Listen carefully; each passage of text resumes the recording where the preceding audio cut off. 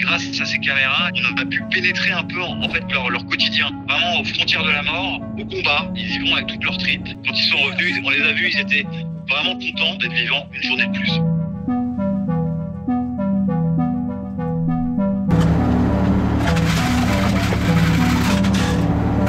Nous sommes fin janvier, la guerre a presque un an. Nous suivons une unité tactique composée de plusieurs forces, artillerie, infanterie. Et notre but, c'est de raconter au moment où les chars européens, occidentaux sont remis à l'Ukraine, la vie des tankistes dans les vieux chars T-64B, c'est des chars des années 60. Nous, on peut pas monter dans ces tanks. Ces tanks, c'est des boîtes de conserve gigantesques avec des toutes petites places pour les humains. Donc nous, on ne peut pas suivre ces types dans leur mission.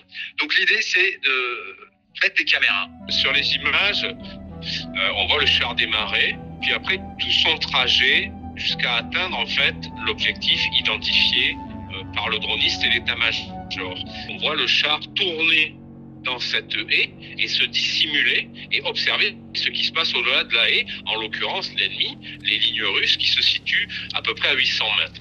Ils délivrent leurs munitions sur leur cible très rapidement.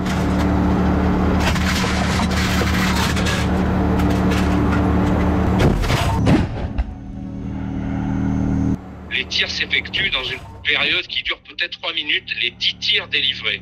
Et on voit défiler les munitions qui sont chargées automatiquement. Dès le premier tir, ils sont repérés et les Russes en face commencent à leur tirer dessus. On entend des tirs d'armes individuelles, puis d'armes plus lourdes. Quand l'équipage décide de délivrer le dernier coup et de dégager en fait la position de tir parce qu'ils sont repérés par les Russes et sous un feu déjà nourri, on les voit reculer le plus rapidement qu'ils puissent, puis faire une manœuvre pour prendre la route en sens inverse, la route par laquelle ils sont arrivés. Et au moment où en fait, ils font cette manœuvre-là, on voit le canon, grâce à la caméra installée à l'extérieur, on voit le canon heurter un poteau électrique. Au moment où le char atteint sa position de repli, sa position initiale, et que l'équipage descend du char, et on les voit apparaître sur la caméra extérieure. C'est la fin de la mission. C'est la fin de la mission, et ils ont tous le sourire. Et on comprend qu'en fait, ils sont souriants parce qu'ils sont vivants. Ils ne sont pas fait tuer, ça les rend très contents. Et en même temps, on réalise qu'ils plaisantent au sujet de ce poteau heurté par le canon, parce qu'en fait, sur le moment, ils ont pensé qu'ils étaient touchés.